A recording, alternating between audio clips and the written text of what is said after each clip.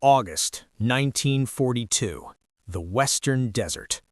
Erwin Rommel, the Desert Fox, stands in his staff car, sand whipping his scarf like a victory flag. Behind him, the endless dunes glitter with the wreckage of British tanks his 88s had turned to scrap. He laughs aloud. These desert rats are nothing but cowboys with tin hats. His aides echo the joke, certain that the Eighth Army is broken, that Cairo lies open like a pearl in an oyster shell. Intelligence reports speak of exhausted units, of supply lines stretched to breaking, of morale so low that Tommies trade cigarettes for water. Rommel orders the panzers forward, engines roaring like lions scenting blood. He imagines himself entering Cairo by September, maybe Jerusalem by Christmas. The Africa Corps believes the desert belongs to them. Night after night, they park under the stars, radios playing Berlin waltzes, certain that no force on earth can stop the Fox from reaching the Nile. The desert wind carries their confidence eastward, a tide of arrogance that seems as unstoppable as the sun itself. Yet, even as the laughter fades into the cool desert night, a quiet British officer in a tent 200 miles east opens a folder marked Operation Bertram. Inside are sketches of rubber tanks, plywood guns, fake supply dumps the size of towns. Rommel's binoculars cannot see paper, his ears cannot hear whispered carpentry, his pride cannot imagine that the desert itself might be persuaded to lie. So the convoy rolls westward, headlights carving cones of certainty across the sand, each mile deeper into a trap that will be painted, not built, that will shine under sun but collapse under scrutiny, that will convince the fox he is still the hunter, while the real rats dig in behind a curtain of canvas and shadow. Tonight, the fox sleeps confident. Tomorrow, the desert will speak a different language, one that turns laughter into a question mark, echoing across the dunes. The cowboy joke will become the punchline Rommel never saw coming. Bernard Law Montgomery, newly arrived, small, sharp, eyes like bayonets, studies the same desert but sees a chessboard, not a chase. He orders secrecy so tight that even brigadiers learn the plan only in whispers. "We shall fight Rommel with theater," he says, "with scenery, with props, with shadows taller than men." Operation Bertram is born. 600 dummy tanks, 2,000 fake vehicles, entire phantom supply lines that will stretch 40 miles across the sand. Carpenters saw timber at night. Royal engineers inflate rubber Shermans with bicycle pumps. Royal signals lay coaxial cable that leads nowhere. Every morning, new Mirages appear. Oil drums made of canvas, field kitchens that emit only steam, ammunition piles that are hollow crates painted khaki. The desert becomes a stage, and every dune a backdrop for the greatest sleight of hand in military history, a conjurer's trick played under the unforgiving sun. Montgomery demands authenticity down to the last tire track. Real tank tracks dragged behind trucks to create dust clouds. Real radio traffic mimicking entire divisions. Real cooking smells drifting from empty camps. He even orders the burning of dummy fires at mealtimes, so German reconnaissance planes smell stew where no stew exists. Meanwhile, the real Eighth Army creeps silently southward under radio silence. Tanks draped in tarpaulins, engines muffled, headlights masked with blue filters. The plan is simple. Let Rommel look north while we strike from the south. Bertram must fool not only German eyes, but German instinct, must make the fox dig in where the rats will not run. Montgomery closes the folder, extinguishes the lantern, and whispers into the desert wind. Tonight, the curtain rises, and Rommel shall applaud from the wrong seat. The lantern smoke curls upward, carrying with it the certainty that the desert fox is about to walk into a theater where the stage is set for his own downfall. Midnight, 20 miles behind the front. A Royal Engineer private kneels on sand, still warm from the day's sun, hand pump hissing like a snake. Before him, a rubber Sherman swells from a canvas sack into a full-sized tank. Turret, gun barrel, even the toolboxes molded in rubber. It takes 7 minutes, less time than inflating a child's beach toy. Yet when the moon hits it, the silhouette is perfect. Beside him, carpenters hammer plywood wheels, paint fake tread patterns, scatter empty shell casings around the vehicle to complete the illusion. By dawn, an entire armored brigade exists where yesterday there was only empty desert, tanks facing west, guns elevated, tarpaulins flapping like battle flags. German reconnaissance planes will photograph this tomorrow. Analysts will count hundreds of new threats. Rommel will shift his guns northward to meet an enemy that is nothing but air wrapped in canvas. The private wipes sweat, folds the pump, and whispers to the rubber tank, "Hold the line, mate, just long enough for the real steel to hit Rommel in the ribs." But the trick must live day after day. Each dummy requires maintenance, sandbags to anchor against wind, fresh tire tracks to simulate movement, campfires lit each evening to suggest crews bivouacked. When real tanks move south at night, their old positions are immediately filled with inflatables, so the aerial photo shows no gap. Engineers even rigged sprinklers, water barrels with holes, pulled by mules to create the illusion of vehicles arriving and departing. The desert itself becomes an actor, blowing dust clouds behind trucks that drag chains, creating the signature rooster tail plume German photo interpreters expect from armored columns. Every sunrise, the Mirage is reborn. Every sunset, it is struck, moved, reinflated further along the line. The private stands back, hands on hips, watching the rubber army breathe under the moon, and feels a strange pride. These hollow ghosts are guarding living men who will soon decide the fate of Africa. South of the dummy tanks, a parallel deception blooms, an entire fake supply pipeline. Canvas hoses painted dull green snake across the sand, joined by plywood pumping stations complete with dummy control valves and fake pressure gauges. Labor detachments dig trenches that lead nowhere, bury pipes that carry no petrol, yet from the air it looks like a lifeline feeding a great northern offensive. Real trucks drive the first mile to leave tire trucks, then double back under cover of night, while the rest of the line is merely footprints stamped by a single platoon wearing different boot patterns. Empty jerry cans are stacked in pyramids, labeled high octane in fresh white stencils. In reality, they hold nothing but sand. The goal is to convince Rommel that Montgomery needs weeks to stockpile fuel for an attack, buying the real army time to maneuver south unseen.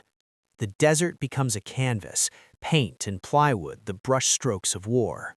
To stretch the lie, Royal Signals broadcasts fake radio traffic, coded messages about Pump Station 7 operational, 100,000 gallons arrived yesterday, requests for more fittings for the Northern Line. German listening posts intercept, plot, conclude the British are tethered to a pipeline that does not exist. Every night, the same ritual. Sections of hose are dragged forward a mile, relayed, repainted, photographed again by dawn. Even the smell of petrol is faked. Small tins of real fuel are poured onto sand so reconnaissance planes catch the telltale vapor. Rommel's staff calculates, at this rate, the British cannot attack before November. Therefore, the panzers can rest, refit, maybe even send units north to guard the supposed pipeline head. The canvas snake coils across the desert, hissing silence, while real fuel Bowsers roll south under tarpaulins, engines muffled, lights dimmed, ready to pour into tanks that will strike where the fox least expects. The pipeline is a lie, but the time it buys is real, and time is the most precious commodity in war. Dawn, 15,000 feet above the Sahara. A German FW-189 Flying Eye banks in a slow photographic turn. twin engines humming like contented cats. Below, the desert scrolls out in khaki waves. But today, something new glints in the early sun. Rows of Shermans, artillery pieces, trucks, all neatly aligned facing west. The observer clicks his camera, counting frame by frame, each negative proof that the British are massing in the north. He does not notice the slight shimmer of rubber under canvas, the too perfect alignment of guns, the absence of engine exhaust.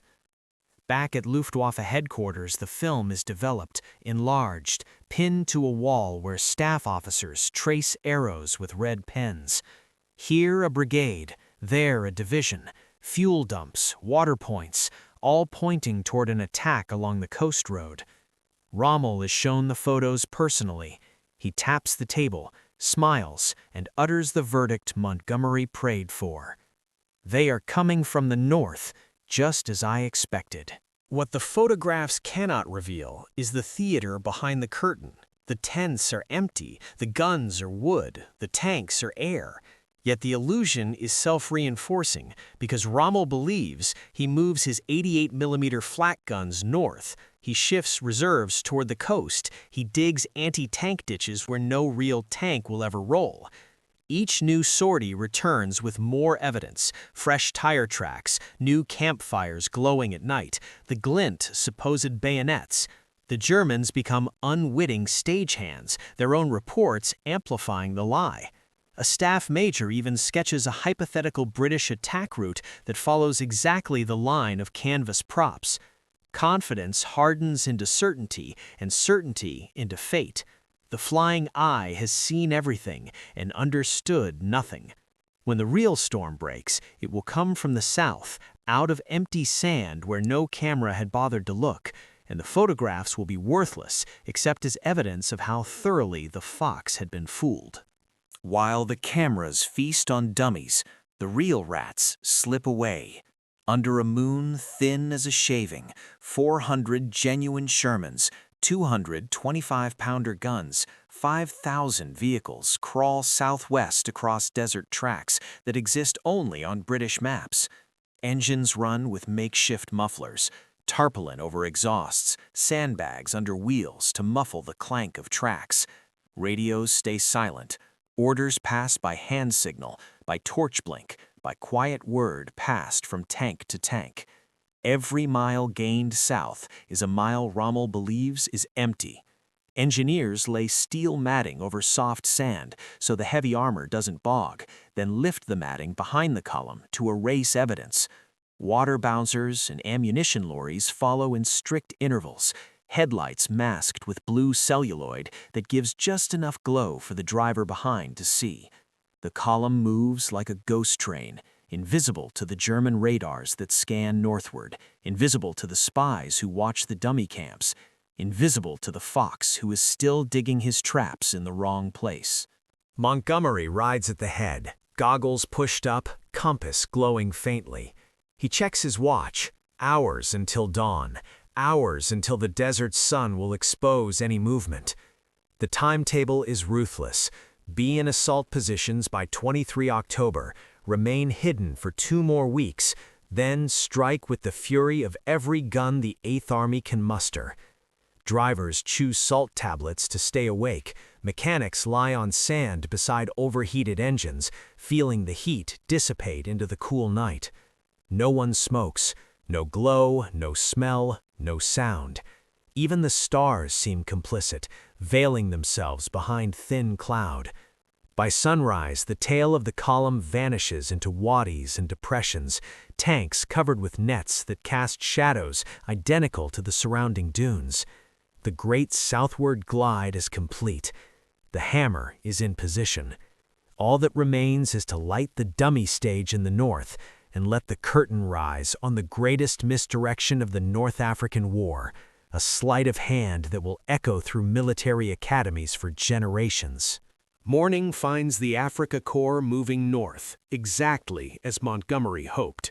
88mm flat guns, the dreaded elephants, lumber on half-tracks toward the coast road, their long barrels silhouetted against pink sky. Crews whistle, confident they are racing to the decisive front. Rommel stands beside his command half-track, map folded under his arm, pointing northward. Here they will come, and here we stop them. Engineers lay mines in belts that stretch toward the sea. Anti-tank ditches are carved with bulldozers. Artillery observers dig in on ridges that overlook the supposed British assembly area. Every mile traveled north is a mile away from the real British armor, now squatting in the south. Supply lorries detour to feed the new positions, petrol is stockpiled, ammunition stacked under camouflage nets that face north. The German radio net crackles with coordinates of dummy targets, targets that will never be attacked, while the real enemy lies behind them like a dagger at the spine.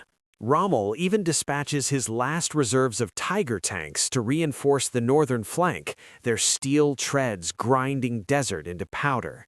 He briefs his officers under a canvas awning, tracing arrows on a map that shows British divisions where only rubber and plywood exist. "Hold here," he says, "and we crush them against the sea." The officers nod, unaware that the true blow will land on the opposite compass point. Drivers polish the optical sights on their 88s, gunners adjust elevation mechanisms, cooks prepare breakfast with the relaxed air of men who expect to fight on ground they chose. The sun climbs, heat shimmers over the barrels, and the entire Africa Corps faces north like a choir waiting for a solo that will never come. Behind them, to the south, the real British gunners already ram shells into breaches. Elevation wheels spin to pre-sighted ranges, and Montgomery watches the clock tick towards 0 hour. The trap is almost sprung, the fox has walked willingly into the snare, and the steel jaws are about to close. 23rd October 1942, 21:40 hours. The sky erupts. 1,000 guns, every 25-pounder the 8th Army possesses, open fire simultaneously, the greatest artillery barrage since Verdun. Shells arc from south to north, screaming over the positions where the dummy tanks once stood, now empty, and crash onto the German trenches where Rommel's men wait confidently. The earth jumps, dunes collapse, mines detonate sympathetically. Tracer fire stitches red ladders across the black, smoke blooms like thunderclouds. German forward observers radio frantically. Main attack confirmed, coast road sector. Rommel, roused from sleep, races forward, certain the decisive clash has come exactly where he predicted. He commits reserves, orders counterattacks, throws every available panzer into the northern corridor. For hours, the barrage walks forward 1 kilometer at a time, grinding concrete, shredding wire, silencing 88s. The desert itself seems to lift and fall with each salvo, a tectonic drum roll announcing the overture of deception. Yet the barrage is only the overture. Behind the curtain of fire, real British armor, hidden for weeks in the south, revs engines, lowers sand screens, forms into brigade boxes. Montgomery's deception has bought them the priceless gift of surprise.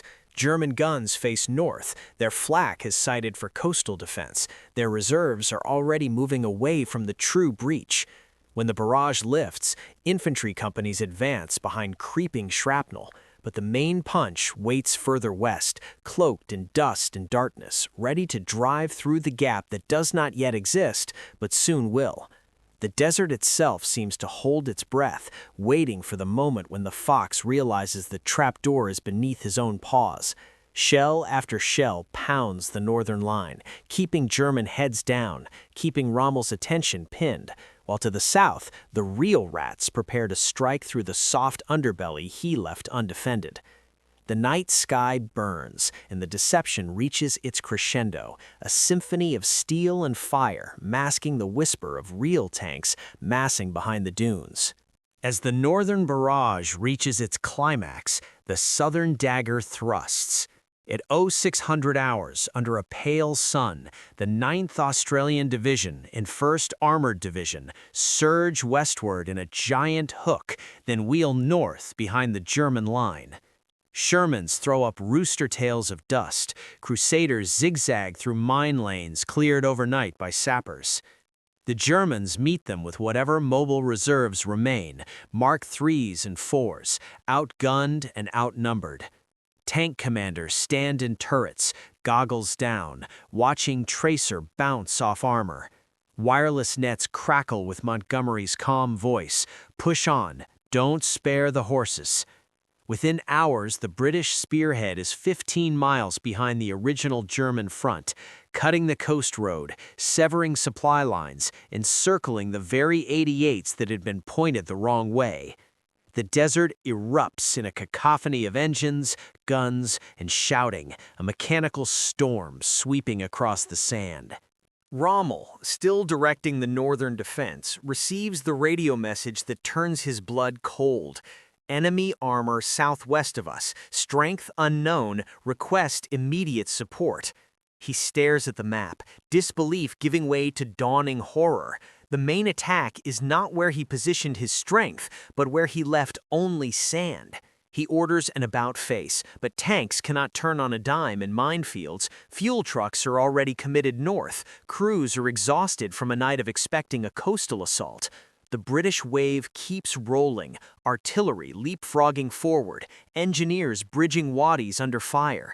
By midday, the Africa Corps is split in two, supply columns burning along the road, ambulances racing east. German commanders radio each other in frantic bursts, asking for coordinates that no longer exist. The Fox is caught in his own trap, surrounded by walls he himself built. Montgomery watches from a rooftop, a slight smile behind binoculars. The curtain has fallen, and Rommel is standing in the wrong theater. The desert echoes with the roar of engines that should never have been there. Phantoms made of steel, conjured by misdirection, now delivering the final blow that will echo through history. Night falls on 4 November 1942.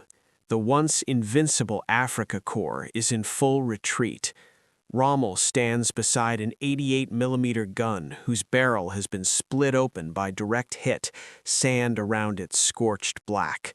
His cap is dusty, his face streaked with oil and disbelief. He signs the order, "Withdraw to Fuka, then Mersa Matruh, save what you can."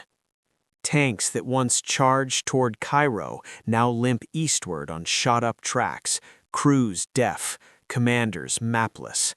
Supply trucks burn like torches along the horizon, casting orange light on abandoned field guns. The Desert Fox turns to his aid. "They tricked us completely. I never thought they could hide an entire army." The aide hands him a canteen of water. Even that tastes of defeat. The desert that once echoed with victory songs now resounds with the clatter of retreat, the groan of engines dying, the soft thud of shells landing closer with each passing minute. Behind him, British columns stream through the gap, headlights now blazing, sirens wailing, chasing the Fox across the sands he once ruled. Montgomery rides past the wrecked 88, offers a salute not of mockery but of respect, for a worthy opponent undone by his own certainty.